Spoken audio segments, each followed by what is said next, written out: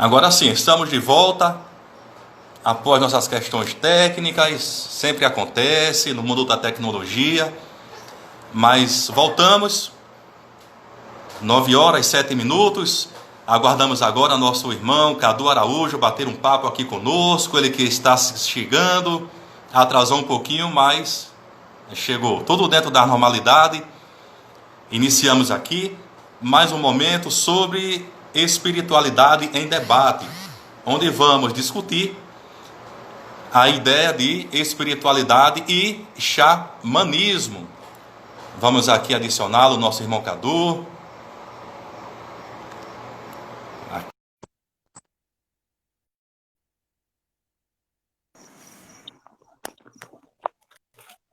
E aí, Zé? Aí, grande Cadu, Eita, sempre mestre.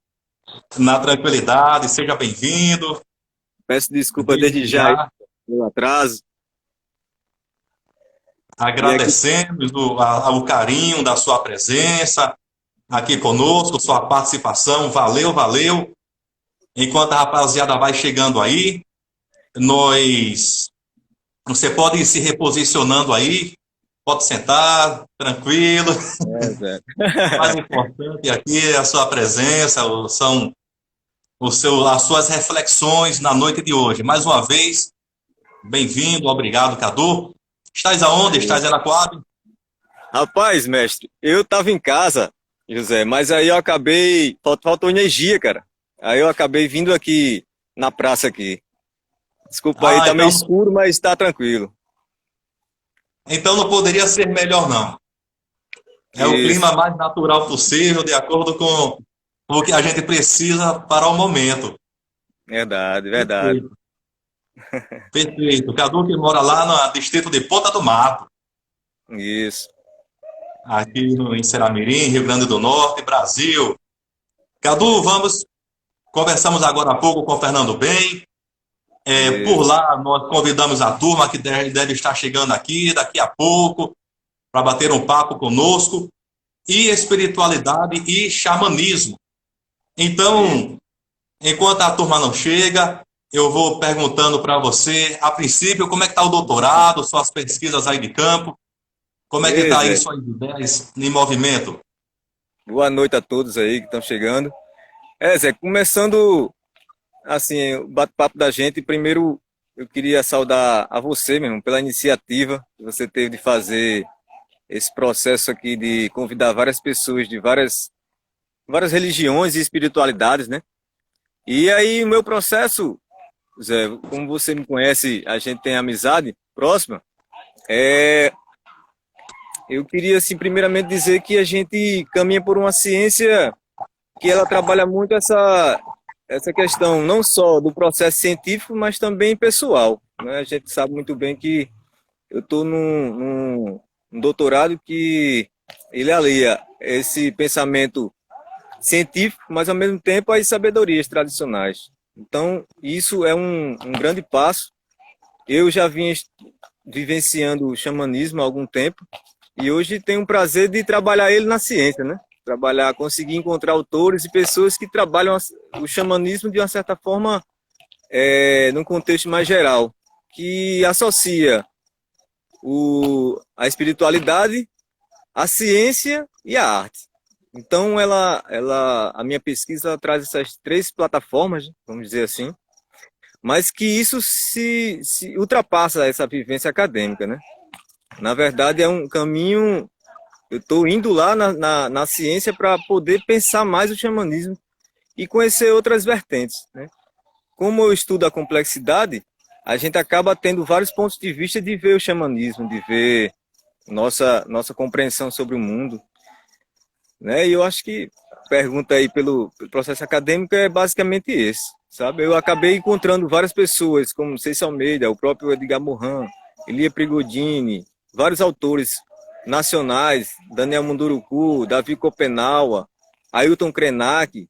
Essas pessoas, elas acabam convergindo para um pensamento de que é necessário a gente buscar essa troca de conhecimentos, essa sabedoria mais abrangente de conseguir aliar o pensamento científico e saber da tradição.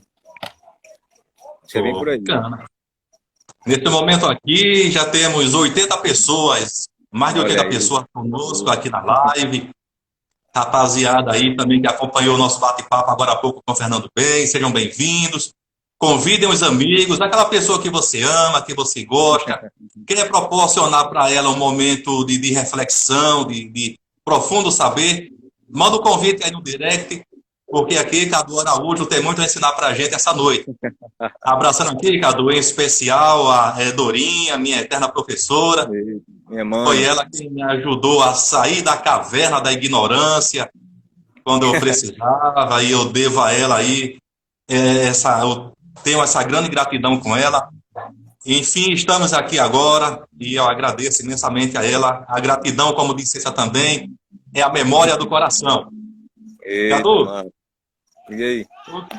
o que é o xamanismo, basicamente? Eita, vamos começar por isso só, né? Cara, o xamanismo antes de a gente pensar as perspectivas que existem sobre o xamanismo, eu queria falar um pouquinho sobre a questão de que a gente vive um momento que o ser humano ele se distanciou muito da perspectiva espiritual, né? A gente vivencia esse mundo dessa, vamos dizer assim, essa energia densa que a gente vive em contato o tempo todo, no dia a dia, na correria, e o próprio pensamento que se instala na nossa civilização hoje é um pensamento muito pragmático. Então, eu queria partir do xamanismo a partir, né, dessa perspectiva. Mas aí, levando em consideração o xamanismo como uma coisa mais abrangente, né, vendo várias perspectivas, existem várias entradas para a gente falar do xamanismo, né?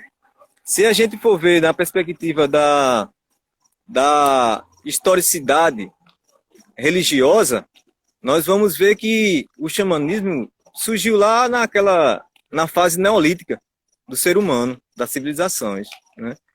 Então, assim, muitos pensadores falam que o xamanismo ele surgiu, foram as primeiras manifestações de espiritualidade do ser humano. Lá no Neolítico, quando o homem iniciou vamos dizer, saindo do nomandismo e entrando para o sedentarismo, ele começou a criar certas formas de apreciação, não só da natureza, não só do mundo vivo, mas também do mundo não vivo, que é o que chamamos de espíritos. Então, um que faz nessa perspectiva histórica é que o xamanismo ele surgiu nesse neolítico e ele resistiu até os tempos de hoje. Nós temos o xamanismo em si, o termo xamanismo, ele é um termo genérico. É um termo genérico para falar do feiticeiro, da pessoa que usa magia, do curandeiro, porque o xamanismo ele é como eu lembrei agora de um livro de Helena Blavatsky, que ela vai falar vários capítulos sobre xamanismo, né, nos seus livros, e um deles ela vai citar que o xamanismo não só é a origem das outras religiões, como também ela é a base principal, porque o principal livro, vamos dizer assim, o principal livro do xamanismo é a natureza. Então, o que vai ser essa natureza? Vai ser não só essa que a gente presencia na realidade concreta, mas também a questão espiritual. Nós tivemos hoje, em 2015, teve o lançamento do livro do xamã Copenaua, né? Que é um livro bem significativo para a antropologia, porque vai ser um relato de um xamã que vive na Amazônia, que ele vai aprender muito bem isso. E numa tentativa de dar um significado a esse termo, a gente acaba entendendo que é como se fosse aquele que consegue interagir com forças, com energias sutis, né? Então essas energias elas vão ser o principal foco do xamã. Então existem a literatura ela vai apontar várias direções. Vai dizer que é aquele que tem a capacidade da cura. Nós vamos ter o xamã como aquele que tem uma função social muito importante, e aí uma visão antropológica, que ele tem uma função muito importante nas comunidades tradicionais, tanto da cura, mas como também da orientação. E aí, Zé Roberto, existem vários, vamos dizer assim, vários significados dessa vivência do xamã. E aí o xamã como curandeiro, o xamã como sacerdote, o xamã como cientista, né? Então, o que a gente fala no geral é que o xamã, ele trata da ciência dos antigos. Uma ciência que ainda não foi, vamos dizer assim, contactada com as outras crenças, né? Ela não vai, na sua origem, ela não vai cultuar deuses, né? Ela não vai fazer um direcionamento para institucionalização, que é isso que diferencia, né, Zé? O que diferencia, o que é que faz a gente colocar o xamanismo como uma não religião? Ela não é uma religião. Ela é, sim, uma religação ao grande espírito. Ela faz essa religação, religare, né, da religião. Mas ela acaba não sendo uma religião, porque ela tem dentro do seu pensamento essa questão de não criar regras, não ter uma relação entre mestre e discípulo, como o budismo tem, como os outros têm. Então ela acaba ela não tem igreja, não tem um livro do xamanismo, né, que a gente segue. Então é uma coisa bem mais, vamos dizer assim, que trabalha a potência humana. Então ela acaba tendo duas vertentes: o trabalho interior do ser humano e o trabalho com, vamos dizer assim, com o todo. E aí é onde vem a concepção de que estamos integrados, estamos em conexão o tempo todo. Então, o xamanismo ele acaba sendo muito ligado à questão das comunidades tradicionais, comunidades indígenas. Eu acho que é bem por aí, dá para a gente começar por aí, né, Zé? Eu confesso, Cadu, a rapaziada que acompanha a gente agora, Crésio, o grande artista, a nossa grande referência de arte, boa noite, a turma que está chegando, a galera do Borseco. Cadu, eu confesso o meu limite, né, em elaborar, inclusive, a fala na abordagem do xamanismo. Por quê? Porque a gente procura situar-se dentro da literatura científica, da literatura acadêmica, quando, na verdade, né, o xamanismo é muito mais, como você colocou, é muito mais profundo do que uma simples literatura acadêmica. E nós, né, do ponto de vista da ciência, temos essa dificuldade de nos situar, de classificar, de falar, de rotular. Esse saber que, como você falou, é tão amplo que a gente precisa, antes de mais nada, assim, dizer, ó, eu tenho o meu limite aqui, e eu preciso, e por isso que nós lhe convidamos, o cenário está meio escuro, é porque é o segredo da receita. E aí, cara, traz você para trazer luz. É como se esse cenário atrás de você, essa escuridão, representasse nossa ignorância. Né? Ah, legal, e com legal. as palavras, trazer luz para esse cenário de espiritualidade que você tão bem agora começa a abordar para a gente. Então, passo para você a palavra para aprofundar um pouquinho essas noções sobre xamanismo para nós. Fala mais para a gente um pouco aí sobre o que a gente poderia aprender, nós, né, simples mortais, nos primeiros passos, nessa escola, nessa infância, o que mais poderíamos aprender mais sobre o que é o xamanismo. Isso, Zé. Olha, você falou agora, me fez lembrar quando eu fiz sociologia, né? Entrei em 2004 e terminei. E teve uma leitura bem importante que me levou muito a essa questão do xamanismo, né? Uma passagem, um livro de Nietzsche, nosso amigo Nietzsche, da filosofia. Ele vai ter o livro Assim Falou Zaratustra. E aquela figura do Zaratustra, para quem leu, e é bom dar uma lida, que é muito importante esse livro para a gente compreender o dia de hoje. Aí, ó, Assim Falou Zaratustra. Não foi combinado não, viu?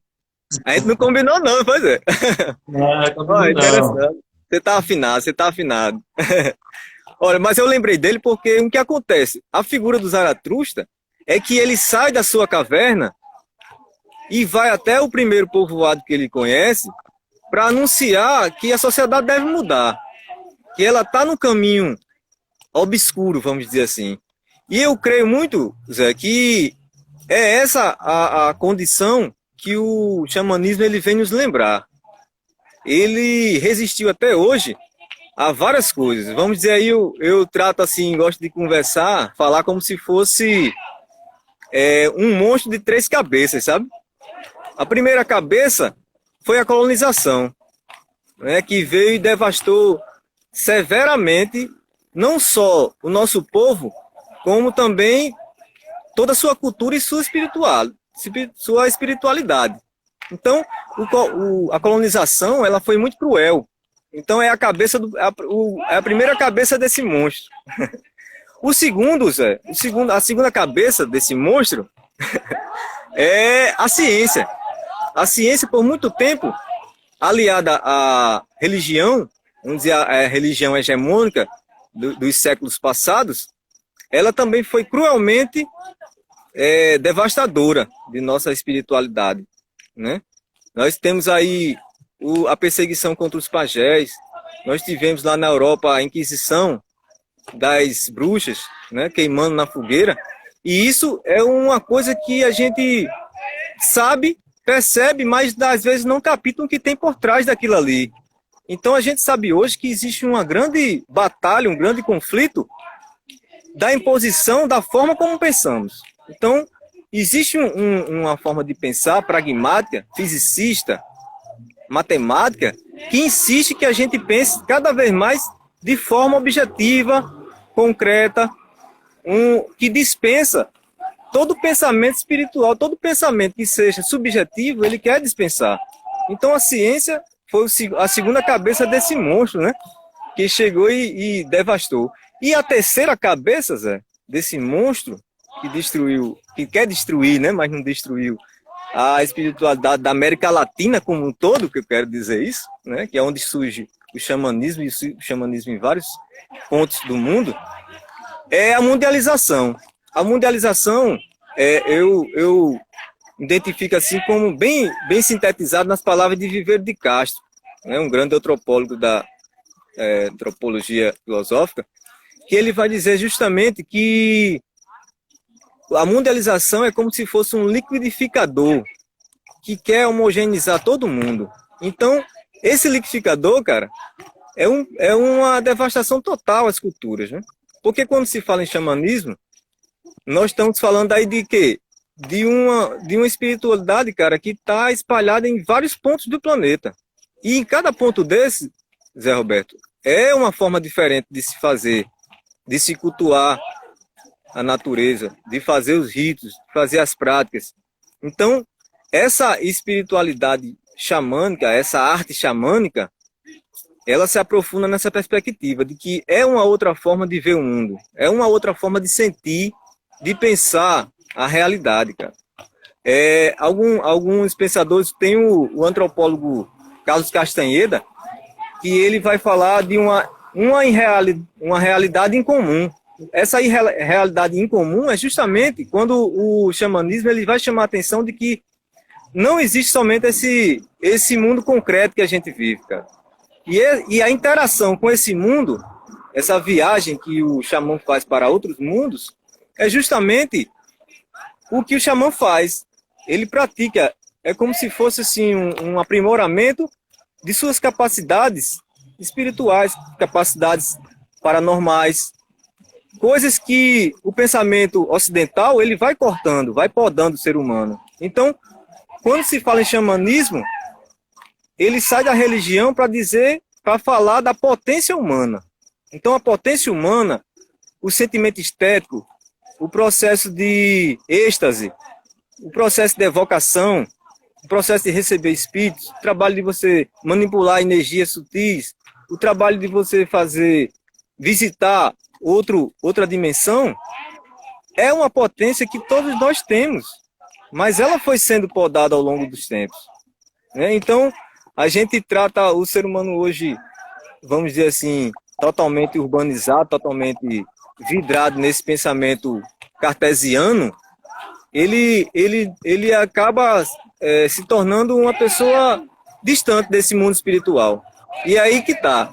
Porque quando você se distancia, você é como se fosse o Claude Lévi-Strauss. Ele vai dizendo que existe uma sociedade próxima do sensível, que seriam as comunidades que ele pesquisou, as comunidades indígenas, e existe uma longe do sensível, que é justamente essa do concreto. Então o xamã está localizado nessa dimensão. Então, a partir do ponto, Zé Roberto, que a gente começa a compreender que existem outras dimensões de realidade, de entendimento do mundo, a gente começa como diz Edgar Morin, a gente começa a reorganizar a mente geneticamente, cara. Literalmente, que a gente começa a pensar de outra forma a realidade, consegue perceber os sinais. Então, isso tudo é muito sutil. É muito sutil. Né? Então, o xamanismo ele vai chamar a atenção para isso. Então, o fato de a gente canalizar forças, né? Evocar forças, espíritos, conversar ter interações com a natureza, com os animais, com as plantas, com os elementais, isso, Zé, é uma prática xamânica que todos vivenciam, quer ou não. Né? Muitas vezes tem um contato com seres de outros. Eu tava assistindo agora eu venho acompanhando um grande mestre xamânico que existe aqui no Rio Grande do Norte, que é o Rômulo Angélico, e ele é um cara muito atualizado nessa questão. E isso é muito importante, porque cada vez mais que as pessoas se interessam por isso, a gente acaba evocando novamente essas forças, que é importante para a vida de todos, né? Eu acho que é bem por aí, né, Zé? Eu creio que quando a gente começa a ativar essa potência humana, a gente começa a entender como nós somos complexos, né? De uma forma que a gente não pode dispensar isso. E aí você vê isso refletido em várias coisas. Você vê um avanço na ciência muito grande, mas ao mesmo tempo você também vê um avanço no número de pessoas com depressão, com angústia, com suicídio, e isso é uma coisa que acaba sendo uma aposta em certos elementos da sociedade que não trouxe um benefício, como certas vezes se usa a tecnologia, né, cara? Essa forma de pensar, ela acaba sendo muito, muito cruel, né? Eu vejo que o xamã ele traz essa noção a mais. Ele resistiu, acho que para isso, para trazer essa mensagem até os dias de hoje. Que mensagem. Somente atualizando, cadê a voz dos que não têm voz? É isso aí, Crécio. Rapaziada, que está entrando agora, a gente informa que teve uma queda de energia aí no trecho do Cadu, né? E, enfim, mas o cenário aí ficou melhor do que poderia se imaginar. Cadu, você falou sobre o pensamento cartesiano. Eu aproveito para adentrar um pouco do que Edgar Morin pensa, que é o que fizeram com o pensamento também de Descartes, né? O uso que fizeram dele, o uso econômico, sobretudo econômico, né? E as distorções do conhecimento na academia, essa manipulação do conhecimento, que acaba podando também as pessoas, né? E você vai nessa resistência, você vai nesse pensamento do Sul de Morin, você vai entrando contra a maré dessa imposição acadêmica, né? Desses saberes impositivos, e você furou esse bloqueio aí, você está na academia furando. Aí eu pergunto a você, como é que está sendo essa experiência sua, né, ao referenciar que você tem que fundamentar teoricamente seu trabalho? Como está sendo esse seu trabalho de fundamentação teórica? Está sendo melhor do que você imaginava? A dificuldade está tendo, mas como é que está sendo esse processo? Cara, esse processo foi bom você perguntar isso, porque é um processo que, independente da pesquisa, a gente passa. Independente do tema da pesquisa, se passa por uma transformação. E no meu caso, eu sinto um caminho assim muito significativo, sabe? Não só para entender o xamanismo, mas também como para me entender enquanto ser humano. Então, assim, o processo da pesquisa em si, ela tem tomado um rumo bem especial, porque além de a gente estar pensando, teorizando, a gente acaba vivenciando e experimentando novas situações, né? Você falou aí, eu vou só falar aqui rapidinho, eu participei no ano passado da Semana de Filosofia, lá da UFRN, e eu estava participando de um grupo justamente de estudos da leitura do livro Ideias para Evitar o Fim do Mundo. Eu acho que é mais ou menos isso, do Ailton Krenak, né? E aí eu fiz a leitura do livro do Schopenhauer, que é sobre a queda do céu. E aí o que acontece? Esse livro, A Queda do Céu, é justamente uma mitologia Yanomami, que ela vai falar de que a destruição que o homem branco está causando na floresta vai causar a morte dos xamãs.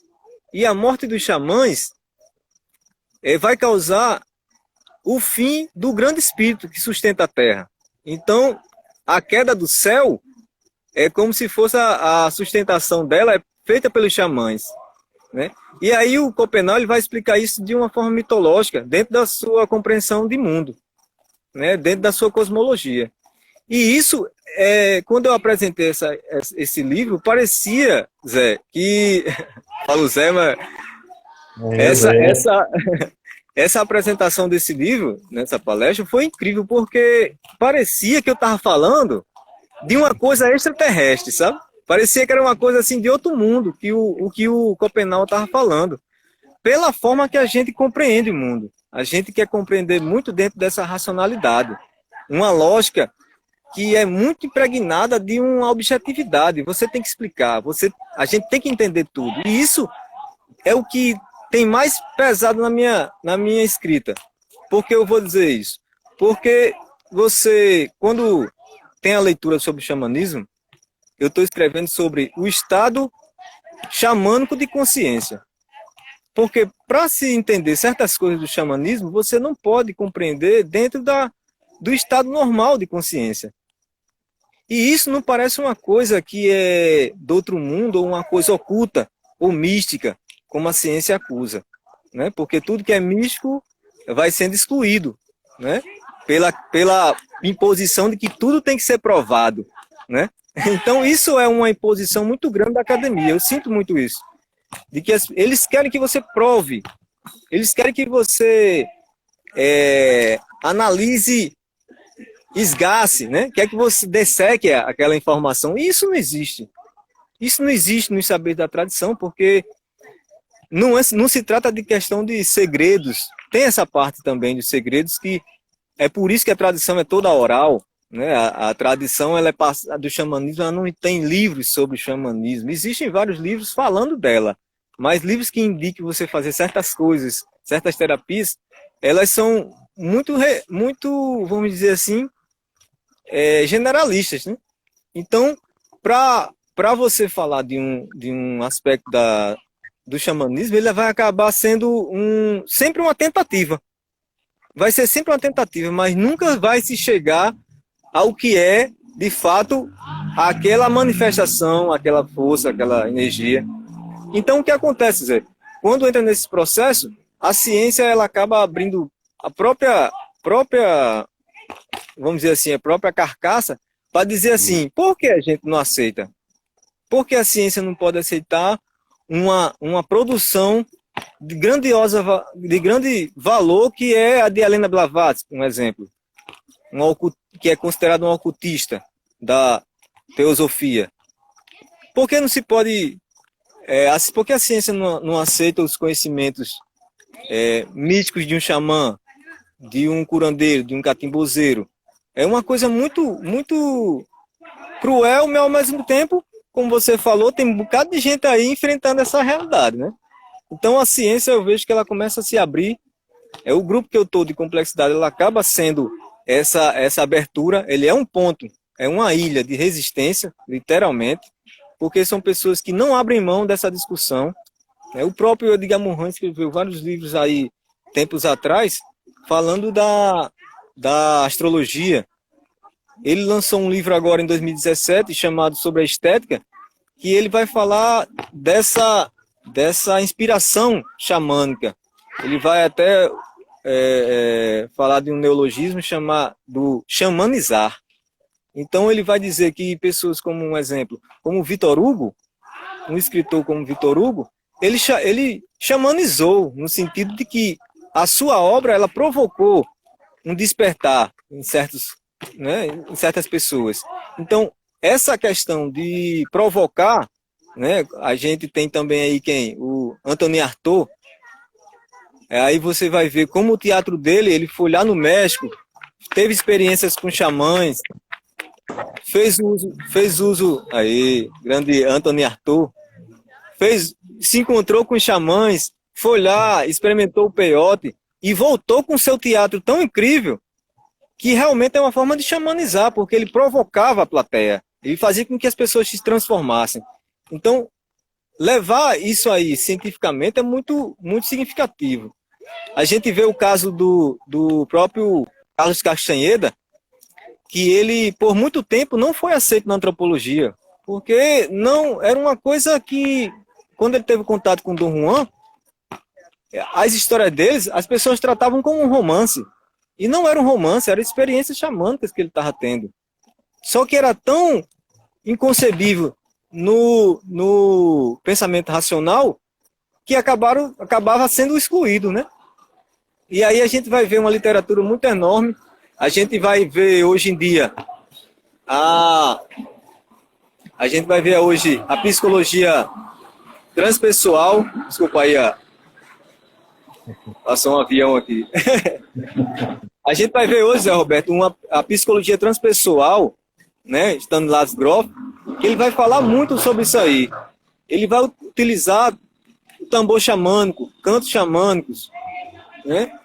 Tudo isso dentro da terapia da psicologia. E isso é uma, vamos dizer, uma provocação muito grande. Muitos psicólogos não aceitam essa prática. Você vai ver lá o Jung, ele vai fazer um trabalho, ele mesmo, no livro dele autobiográfico, vamos dizer assim, ele vai falar muito dessa perspectiva, que ele sonhava, ele tinha sonhos, e criou mandalas, criou terapias, baseado em seus sonhos. Então, isso é uma coisa ainda inconcebível dentro de uma ciência do século XXI. E isso é o que a gente mais critica, e tem que ter uma crítica sobre isso, porque a gente não pode deixar de lado os aspectos humanos, cara, e o xamanismo, a potência humana é um aspecto, é trabalhar o aspecto humano, a sua potência paranormal que todos temos, né? Às vezes tem livros que citam cinco sentidos, né? Paladar e tal, mas existe vários outros, cara. A paranormalidade é uma. As pessoas estão tendo contatos extraterrenos, né? O próprio Rômulo Angelo estava falando agora na live que existe em todas as sociedades de seres extraterrenos.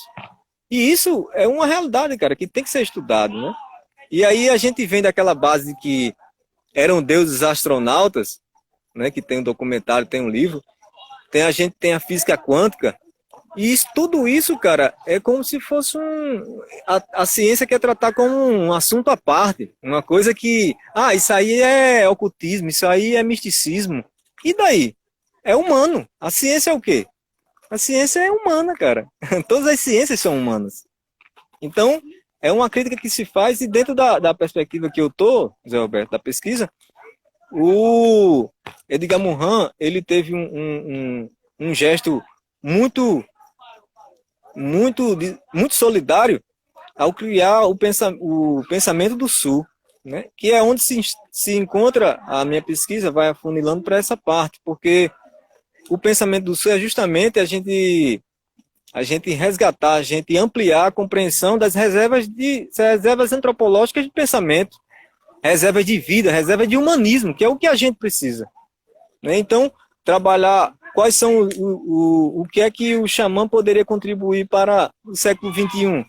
A compreensão de que somos todos integrados, ou seja, a gente tem a solidariedade, a gente tem a cooperação, isso são coisas que unem os humanos, né? Bacana.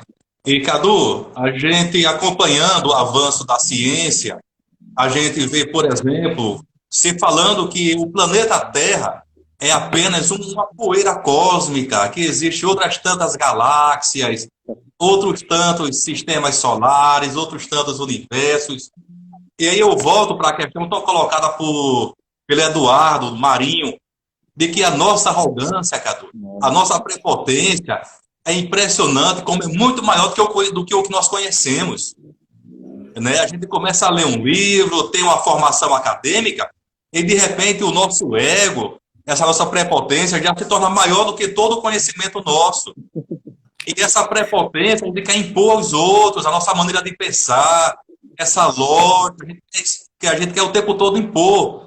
A gente rotula os outros, porque é alienado, que é ignorante, que é analfabeto, e enfim.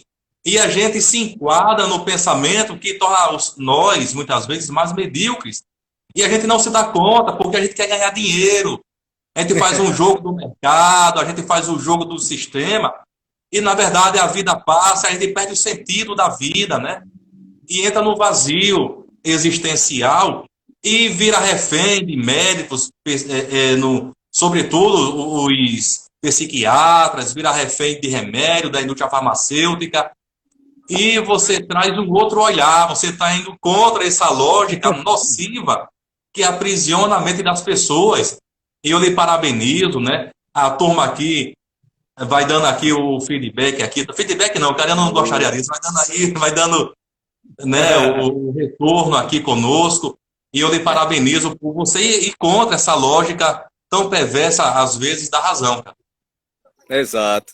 Cara, você me falou aí, teve um texto que eu estava escrevendo que se chama A Humildade do Conhecimento.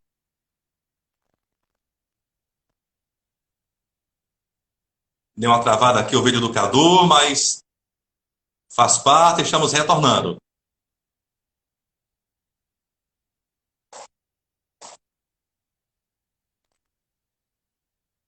Estamos discutindo justamente a espiritualidade e o xamanismo, que é o campo de pesquisa do Cadu que está doutorando de educação, está pesquisando sobre o xamanismo. Ele, nesse momento, sai da sala, enquanto ele conecta novamente, a gente dá boa noite aqui à turma que acompanha a gente, né? E a turma que simpatiza com o tema, que pesquisa, a turma que está sempre chegando junto aqui em nossas discussões. Obrigado a vocês, sejam bem-vindos. Aproveita aí, manda pelo direct também para aquela pessoa que você gosta, que você quer presentear com um momento como esse. Manda lá o convite também, chama a turma para cá para o bate-papo. Estamos nos aproximando aqui do aprofundamento da discussão, enquanto o Cadu se conecta novamente aqui conosco. Onde ele está, faltou energia. Né? Como você pode ver, o cenário escuro, mas é porque faltou energia aqui no conjunto da Coab. Então, houve esse problema de conexão com a internet. Tem turminha aí acompanhando a gente, conversando, em turma aí acompanhando. Valeu, valeu. Espiritualidade e o xamanismo. Diversos olhares, onde o Cadu abordou agora há pouco, entre outros, essa obra aqui, que não tínhamos combinado, que é Nietzsche, né? Assim falava Zaratustra, que é um olhar de Nietzsche sobre também, né, a condição humana, o processo civilizatório dos dias atuais, enfim. Ele traz luz sobre o pensamento cartesiano, como Descartes, que é conhecido como o pai da ciência moderna, como ele vai pensar através do seu método, através da sua instrumentalização do pensamento, como Descartes vai trazer isso para o campo das ciências humanas. E vamos pensar com Descartes também essa condição, essas paixões da alma, que logo depois vira, bacana, Cadu, vira também uma doutrina. Deixa eu trazer aqui o Cadu aqui para o bate-papo. E como esse pensamento cartesiano é distorcido na academia e, sobretudo, enfim. Cadu, bem-vindo de volta. De volta. Cara, então, voltando aí ao assunto que você tinha falado, a humildade do conhecimento. Uma coisa bem notada que a gente vê, cara, é um conhecimento indígena, um conhecimento xamânico, ele está muito ligado ao pensamento indígena, né? A forma de pensar indígena, porque ela, como a gente conversou antes, ela está bem ligada a essa relação com a natureza.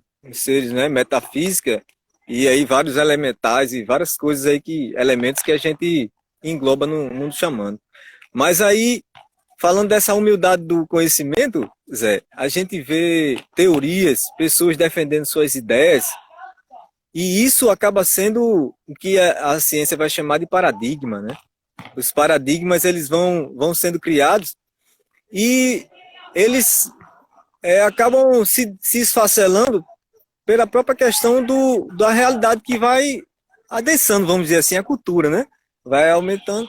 Mas, assim, o que você falou foi bem interessante, porque é outra dificuldade que a gente tem no campo acadêmico, é essa questão de teorias, de ideias, né? Existe uma batalha também entre os teóricos, entre pensadores, e eu creio que seja mais essa humildade é você saber que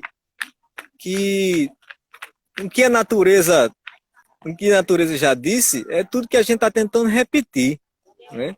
Tudo que a ciência repete, a natureza já disse, né? Então é um conhecimento que a gente acaba explorando, mas que ela é acessível. E aí você fala de um ponto muito interessante, José, porque a forma como o xamanismo ele constrói os conhecimentos, a forma como ele alcança os conhecimentos, ela é diferente da objetividade da ciência. E aí onde é que se inclui os sonhos? O sonho é um elemento principal do xamanismo, né? Porque é onde a gente, lá no livro do Copenau, ele vai citar o pó de Yacuana, que é um pó que eles ingerem e que vai dormir para sonhar. Então esse sonho vai trazer mensagens, vão trazer sugestões, trazer caminhos que eles vão seguir.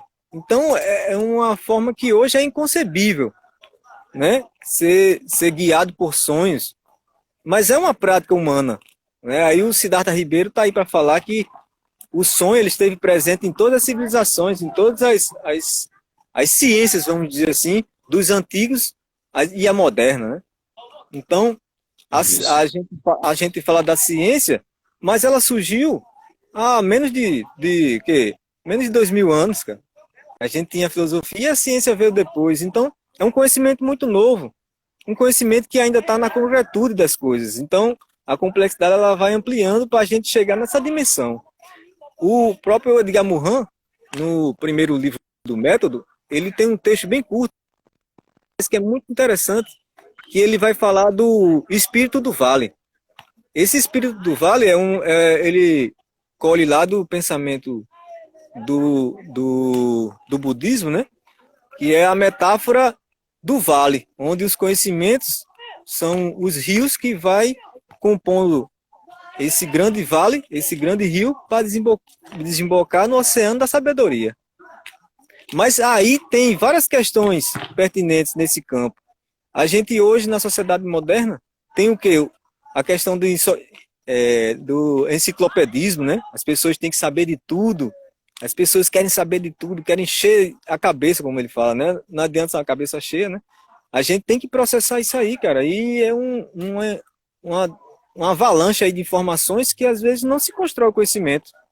É por isso que se trabalha muito a questão de que existe a informação, existe o conhecimento e existe a sabedoria, né? Então nós temos a tecnologia informática aí, com várias informações, mas não constrói conhecimentos. O conhecimento construído é aquele que começa a ter relação um com o outro.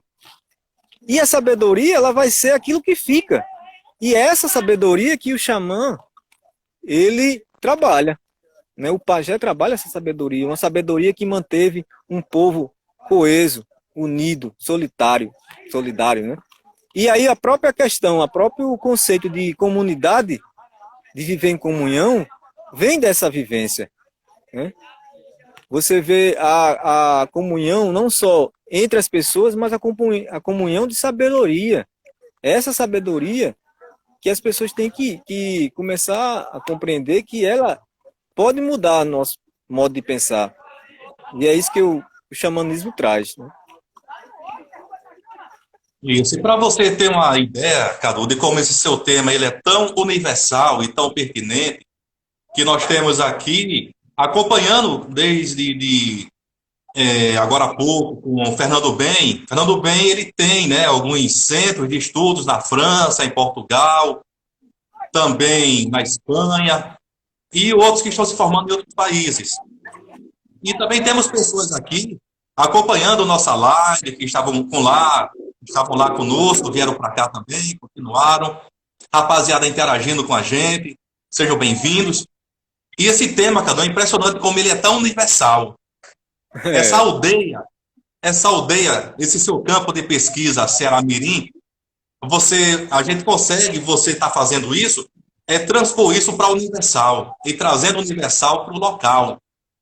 Nessa sabedoria sua que você está trabalhando, é algo que toca a mim, mas também toca pessoas no mundo afora, né? E você dar conta disso, é preciso realmente ir do conhecimento marginal, aquele que está à margem da academia, mas também para a academia fazer esse diálogo. Isso exige muita flexibilidade intelectual e você está conseguindo isso com muito êxito, viu? Parabéns para você. beleza. E é isso, cara. Eu agradeço muito. Claro que é como a gente diz na complexidade. O conhecimento ele não é construído sozinho. Não existe conhecimento só.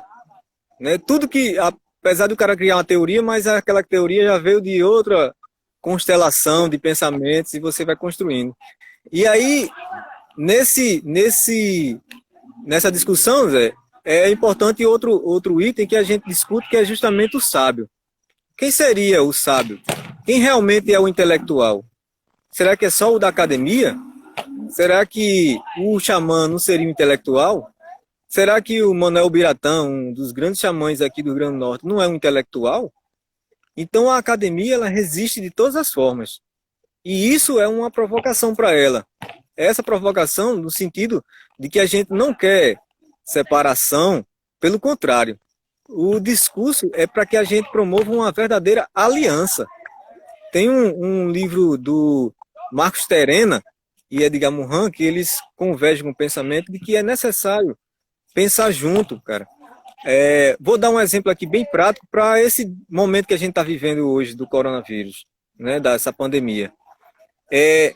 Por que não aliar a medicina ocidental com a medicina tradicional? Por que não? Nesses momentos é que a gente vê não só a distância de que a gente está disso, mas também a negação que acontece nisso. Né? A negação total de que é possível a gente encontrar soluções para a nossa civilização, no geral, uma civilização que eu digo que todos fazemos parte de um mesmo planeta e, como o Edgar Morin fala, e de um mesmo destino, essa casa comum, é que a gente tem que encontrar um pensamento que convija. Então essa separação ela foi totalmente cruel. E é nessa perspectiva também que a gente trabalha, sabe? Por que não dar um crédito a um cara, apesar de o cara pode ser analfabeto, não escolarizado como a sociedade moderna quer, mas o cara tem autoconhecimento sobre a natureza, sobre as plantas, sobre a cura. E isso não é explorado, isso não chega à escola. A escola ela tem que ser uma via de abarcar esses saberes. Então, quando a gente trabalha essa perspectiva na universidade, a gente quer, na verdade, é que não fique só lá, é que essa discussão se expanda para vários ambientes. A escola, todas as instituições têm que pensar isso, cara, porque nós temos que dar valor a essa cultura milenar. É o que outras sociedades fazem, como a sociedade, vamos dizer, a chinesa, por exemplo, né? E a gente viu aí na Bolívia um país dentro de um país, vamos dizer assim, uma nação dentro da nação, uma nação indígena independente. E a gente tinha lá na Bolívia um presidente que era xamã, um presidente que era indígena. E isso foi um início muito bom. E aí a gente vê o que aconteceu. O pensamento ocidental, as grandes hegemonias, tiraram o cara, perseguiram, expulsaram ele do país. Então a gente vai vendo claramente nesse momento de hoje que vai transparecendo o que realmente acontecia há vários séculos, que é a exclusão dos saberes tradicionais. Ou seja, os saberes do xamã, do pajé, do curandeiro, do feiticeiro, né, do catimbozeiro. A gente tem aqui no Rio Grande do Norte, se a gente for ver o xamanismo daqui, pô, é o catimbó Jurema. É o catimbó Jurema. Jurema, cara, é uma coisa tão preciosa, tão sagrada, que a gente não tem noção. E a gente tem aqui no nosso sertão, é uma espiritualidade autêntica do Nordeste brasileiro. E isso a gente repele, né? O catimbozeiro é como se fosse foi demonizado na língua dos cristãos ortodoxos, né? E isso a sociedade vai levando como se fosse uma coisa normal, né? Discriminações, eu tenho amigos que foi discriminado porque crê no catimbó Jurema, e isso é um absurdo no dia de hoje, né?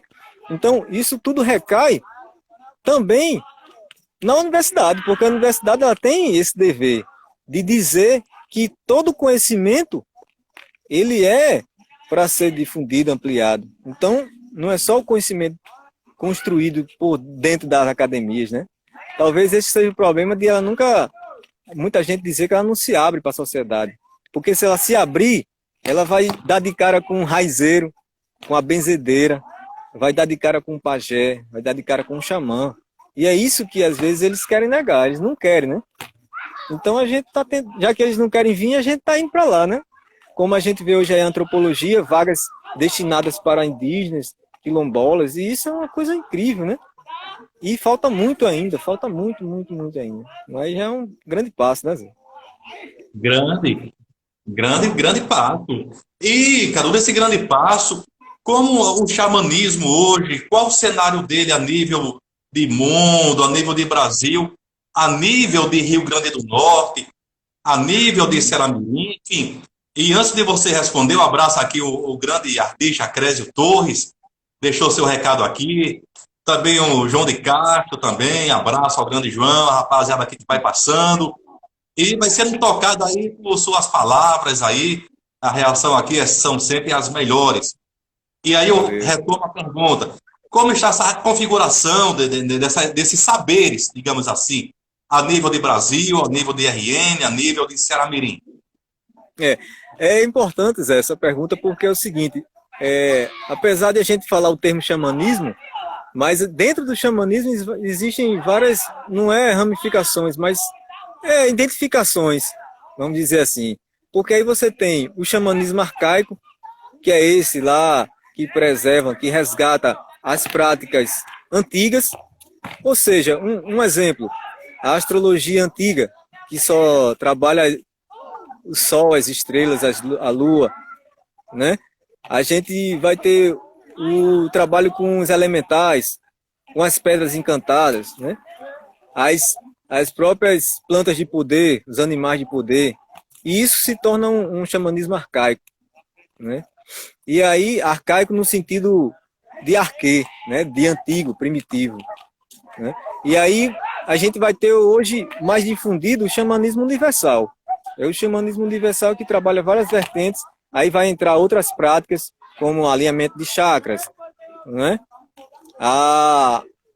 O Ho'oponopono, tem várias técnicas e vai sendo agregado esse xamanismo, que também outros chamam de neo-xamanismo, né? Nós temos o cyber-xamanismo, que são pessoas que têm experiências xamânicas em várias partes do mundo e se conectam, conversam com as outras pela internet, trocam experiências, práticas, né? E a gente tem o xamanismo urbano, que é praticado dentro das zonas urbanas por xamãs. Muita gente fala dos indígenas em contexto urbano, né, que tem muitos hoje indo para as zonas urbanas. Então, essa diversidade de xamanismo, vamos dizer assim, ele acaba sendo encontrado em vários pontos do planeta, né? Então, assim, cada xamanismo tem sua mitologia, tem seus ritos. E aí, quando a gente vem para o Brasil, é interessante que nos últimos 40 anos, teve um grande... De 40 anos para cá, teve uma grande repercussão das terapias xamânicas, né? Várias pessoas que enveredam nesse caminho. Realmente, e como as pessoas que pesquisam essa área citam que existem vários pseudos xamãs, né? E aí, esses pseudos xamãs é como se fossem aqueles que vamos dizer assim, mercantiliza os saberes ancestrais, né? Aquele que é um processo bem parecido com o que a própria mentalidade mercantilista faz, né? É pegar as coisas, se apropriar, distorcer, simplificar, fragmentar e vender. É isso que o mercado faz. Então, quando se entra nesse processo, cara, é muito triste, porque muito da tradição se perde, né? Então, o Catimbó-Jurema que a gente falou agora, existe uma grande discussão dessa questão do uso dos conhecimentos, né? Pessoas que se auto-intitulam xamãs, pessoas que vão e dizem que é mágico, né? Magista, e às vezes nem estudou muito, nem... E o principal que marca o xamanismo é a vivência, cara. Se você não tem a vivência, você não vai alcançar o conhecimento em si, né? Claro que existem pessoas que alcançam o conhecimento.